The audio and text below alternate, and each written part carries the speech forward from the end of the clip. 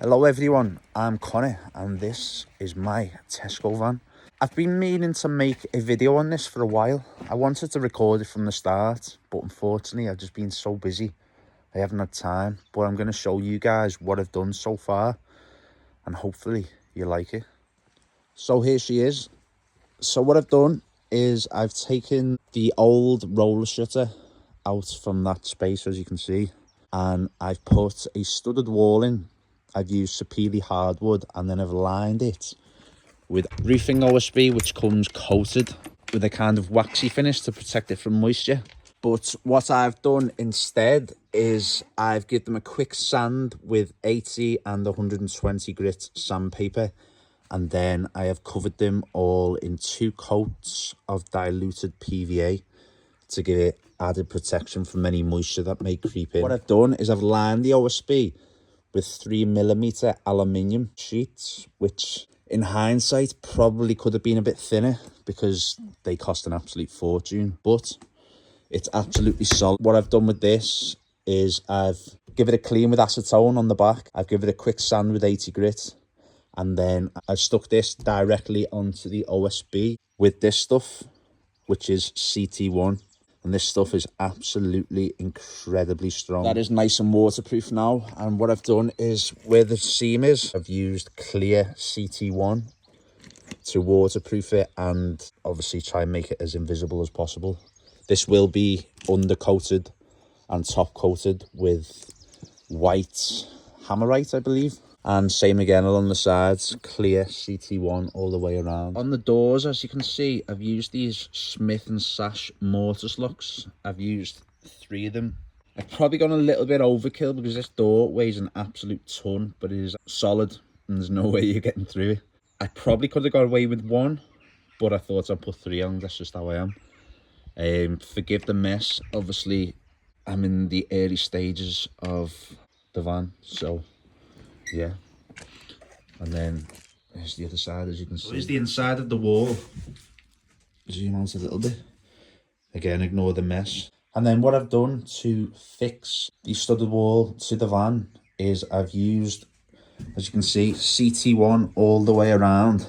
But most importantly, I've used self-tapping screws to go into this frame. I've used them right the way around and it's absolutely solid. And also, as you can see, it's insulated, which is important. My favourite feature about this little wall is this sliding RV window, which I got off eBay. I think it was £120, which is really good. You've got this netting on here, so you can have the window open during summer when it's hot. None of the flies can get in. That closes over like that. That just slides in there to lock it. It's really cool. It's even got a tint for privacy. It's the external. This is where the old aircon unit was on the Tesco van, which I cut out, took all the brackets out, and what I've done is I've made this plywood frame, and then I have fiberglass the outside, and it's solid. Again, probably a little bit overkill, but I like to make everything really strong and sturdy so it lasts as long as possible.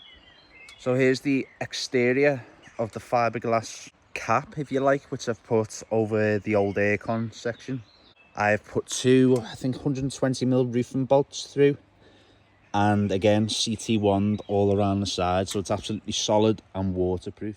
What I've done here is I've cut 2 holes in the old refrigerated section, and at the back there was the old freezer section. And then what I'm going to have is I'm going to have a kind of fold down bed. So if you imagine the mattress is split into 3. Actually, I'll show you the mattress. I've got the mattress here.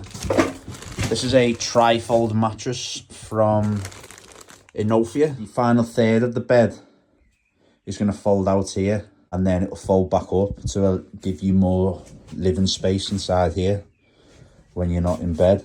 And as it opens up, it's going to have all lighting, cupboards around the top, and it's going to be really cozy. I'm going to have a window at the back there as well.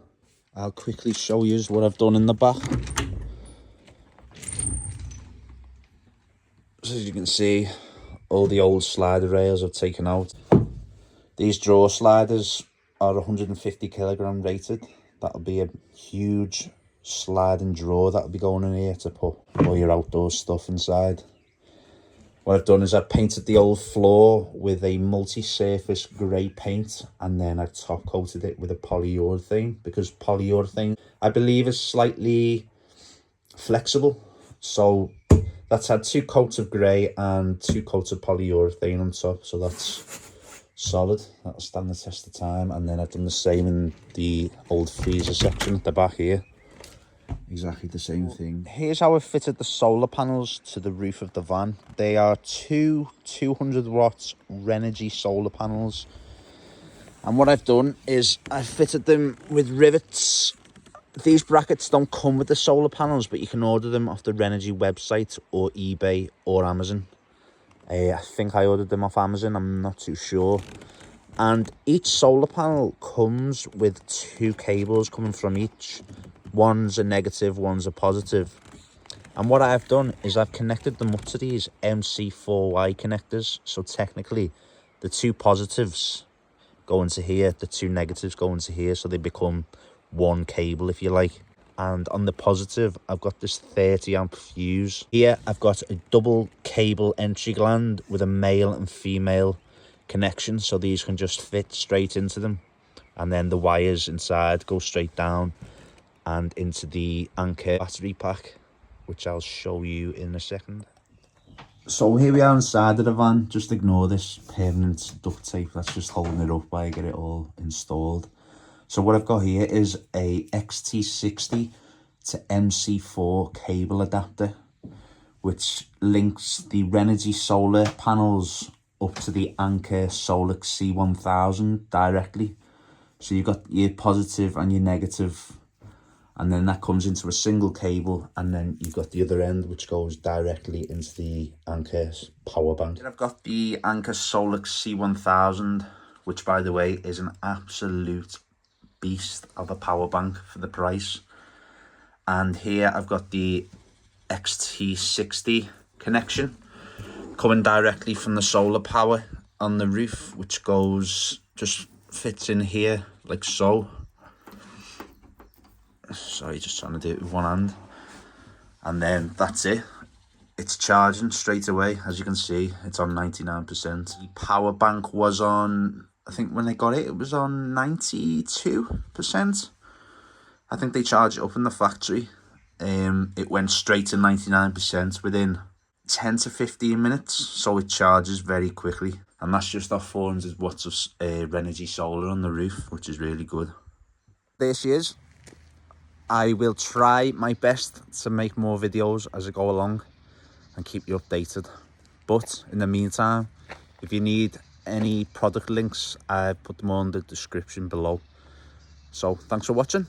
Until next time, peace out.